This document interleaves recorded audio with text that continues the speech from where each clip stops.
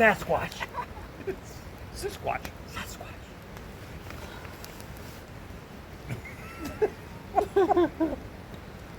Brian's kind of all riled up. Tonight we figured we'd just do a campfire chat on solar panels. We are no experts. Are you an expert? Not learning as I go, right? Yep. And I think that's kind of one of the things that a lot of times you can see just about anything out there on the internet, just on YouTube, and you know, it's best just to start with something simple and then kind of go from there. What did you start with? Yeah, I started with a Renogy 175. Okay. And that worked pretty good. And that was on your Go Fast camper on the top? Yep. And a flexible panel, right? Flexible panel. Works really great. East Coast kind of, you know, on the trips out to Utah and Colorado, obviously it worked really well. The East Coast is a little tough. I think you need something at least a 200 watt or above the East Coast. And that's the thing. Yeah. I mean, we're definitely in the woods a lot with a lot of our camping, and even traveling. We're in the woods, and a lot of times, you know, there are definitely pros to having the glass panels, which is that you have the air gap, and that can keep the panels being a lot more efficient and get more out of them. The downside is, the con is that they are heavy. The weight is just incredible. And then, you know, the vice versa with the flexible, you can stick them to your roof, so you have less weight, but then you have that potential where they can't really maybe work as efficiently. But yeah, so I just added another 200 watt. It's the newer Lensen solar. It's supposed to be a little more flexible. It's slightly larger. So I now have 400 watts of solar. Today was partly cloudy, a little rainy, and a lot of times I was getting 45 or 50 watts, which is great because my fridge pulls probably around 40 watts. So as long as I'm getting some back, even when the weather's kind of overcast, I think it's pretty good. And the good thing is too with the fridge, I mean, it pulls 45 when it's got to turn on, but once it's kind of sitting at idle, and once it gets up to temp, it's pretty much sitting at 0 or 2, so you're not really always pulling 45. So it is, you're right, you know, I mean, us running down the road today, just getting a little bit of sun on our roofs. It's something. Yep. But it's always variable. You go through woods, or you know, it's going to drop. So. Yeah, and the nice thing with the Lensen is, you know, with the like a wedge camper, they're great. Their size is really wonderful because you can do 2 of them. They actually have a 400 watt, but they don't ship them to the U.S. yet. The 400 watts just in the size of most wedge camper roofs, which is like awesome. I went with the Bourgeois SIGS panels, which they supposedly are supposed to be a lot better or more efficient when you have shadows over some of the cells. Those come with a 10-year warranty. There's really nobody else bringing in that type of panel. It has copper lines in it, which and I guess more lines to help with that. You know, if you have the shadowing versus like a traditional panel, if you get some shadowing, it almost shuts down the whole panel. But today was a great day. Both, you know, I have 300 watts. The downside with the SIGs are I can only do 300, and they take up. The SIGS panels are larger in overall size and lengths, so I can't do as much. But supposedly the flip side is that you're getting more out of it when you're in, you know, if you have partial shade or whatever. So they say. So, but for myself, I still want to have a Bluetti 200 watt, which I'll deploy if definitely, because a lot of times for us, we camp in the woods, so you're not going to get sun at a campsite. It's nice to take a portable and kind of get it out to there if you're, you know, if you are able to. Well, yeah, I'm going to be testing out. I have a portable 100 watt, you know, so I can, if I'm in the woods, I can put that somewhere in the sun. So I'm going to be testing that out this summer and see how that works with everything else. Because you want to figure out what you need. You don't want to take more than you need. So I think that's important. Yeah, most people, if you're vehicle camping for the most part, most likely you're running a cooler, and it doesn't really matter what brand cooler it is. On average, most of the coolers are pretty much in the same amount of power draw. You get into maybe the bigger ones, they might have a little bit more power draw, but on average, most of them are in that like 45 watts when they are turning on, but when they're sitting at idle, they're 0 or like maybe 2 watts. As long as you have them pretty well, you have them stuffed. If you have them stuffed, you're going to be a lot more efficient because it doesn't have to turn on as much. But Yeah, it's good info. Chris, you've had a couple of different types of vehicles in the past, and I know you had the Victron system at one point. You have a built-in system on your truck. And Right. what panels are you running right now? 175 Sunflare. Sunflare? Yeah. And it's It's just dual panel. so you have 2 of them? Yep. And, I love it. The thing with my setup is that it's connected to my main battery too. So we're always on the road or always on the trail. So it's automatically charging itself up. So even though I might not get sun, I'm on the road, it's just going to automatically back up and charge up. So that Renology that manager is really helpful. And basically what that is for those who don't know, you have your solar panel, which, can feed your power bank, whether it's a portable power stations, which is what me and Brian have. He has the EcoFlow, I have the Bluetti. Chris has the dedicated batteries, which 200 amp hour. Yeah, 200 amp hours, and just This one. so everyone knows, a 100 amp hour is typically 1,200 watts.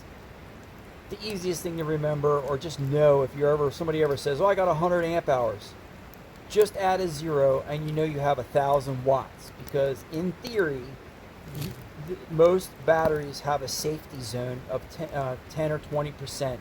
So it's just easy to just add a 0, and 200 amp hours.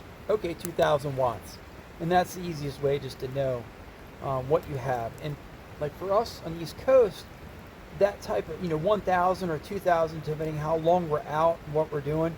The benefit of what Chris is talking about, for those who don't know, is it's a DC-DC. So when he's driving, the way his system is set up, his vehicle is also, besides the solar panels, his vehicle is also at the same time charging. So it's almost like having an extension cord or an electrical cord at your house and being able to recharge your batteries at your home by plugging it in.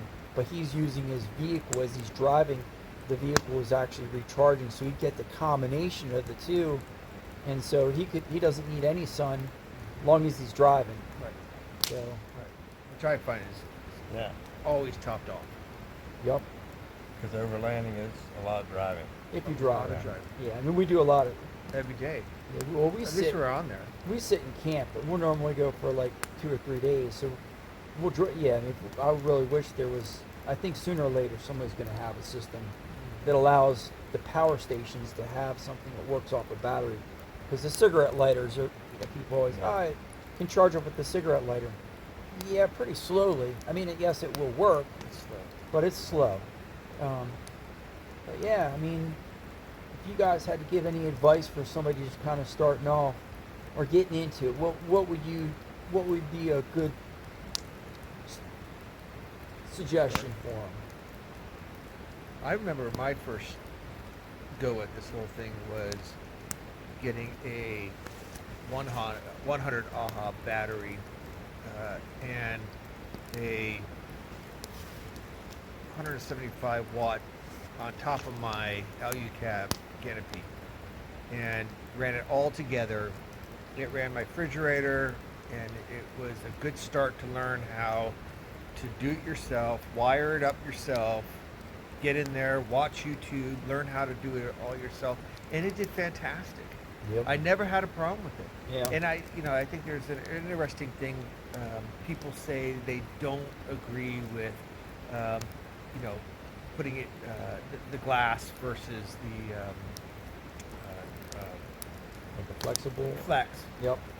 I find that the flex, you could still get air underneath it, which is a problem that people say it gets too hot and all that. Well, there is an easy way by taking 3M double-sided tape and putting it on it there so air strips go underneath there. Right. And it keeps it cool. Yep. Right. And there is ways to do that, but I find it it worked really good. And then I learned from there and took it to the next level, and I learned that what that level is by doing lithium and the whole entire energy system and management and all that. So starting simple, learning about it, and Yep. then building from there is the easiest way. It's really simple.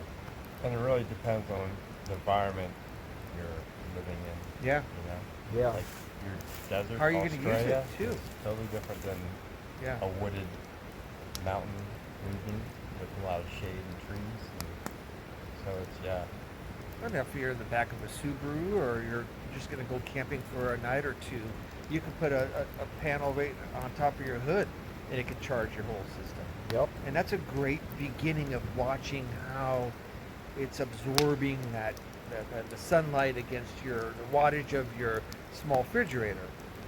And then you grow up. I mean, Yeah. grow as you go.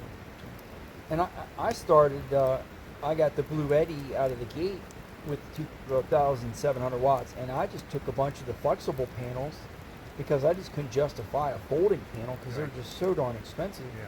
And I just took zip ties and I zip tied them all together, and then I used a dog tunnel. Yep. And the dog tunnel was great because you could just set up the dog tunnel. It's small, lightweight, easy to carry, and then I would just take all the panels and unfold them, and then lay them out. I had focused them perfect. perfectly. 900 watts of solar. That's awesome. But I think what you're saying, like a Subaru, is like you can just get a panel, whether it's flexible or just a flexible panel. You don't have to get a folding panels. Save some money.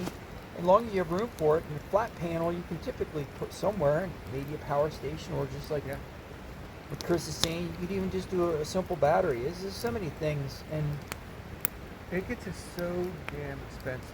yeah, it can get really expensive fast. But if you And learn it.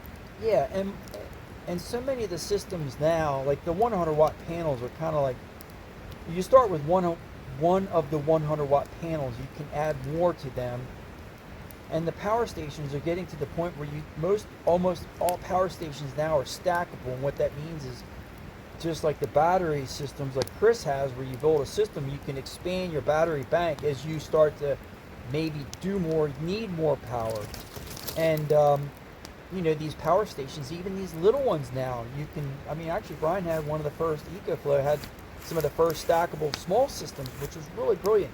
There's a 600 watt power station, and you could also get another battery bank that was another 600. So you could start with something very affordable or in your price range, and then if you needed to add more, you could, and it didn't limit the ability to expand over time. And I think we'll see more of that. And I think it's important that when you say price range, what you're saying price range, those things will run you $400 to $600. Yep. And then there are systems that go to our ranges go thousands of dollars. Correct. And it depends on what you're going to use it for. What's your intention, right? You don't need all these bells and whistles at all. Nope. If we're out in the mountains, for weeks or months at a time, yeah, because we live out there. But for a weekender, you don't need all that. Yeah, a and Yeti. And you might not even need a solar. Right. You could literally, people take batteries, AGM batteries or lithium batteries, and they'll just charge them up at home with a little charger box. Yep. And then you can just hook some stuff up to that. So or a power station, a portable power station. So whether it's a battery, power station, you might not need a solar panel. Right. Yeah, so you could basically charge your power station through your car, through your cigarette lighter in your car during the day. Yep. And use it at night for running an electric blanket or a small refrigerator. Yep. So that would, Or charging your computers, Yeah. or charging your kids' computers, and all that kind of stuff. Yeah, well, that's really good information. Thank you, Good guys. stuff. Yeah. All right, well, let's get back to the campfire since Beaver Chris have gathered up all that wood over there. All right, sounds great. All right, thank you, guys. Let's turn on the techno.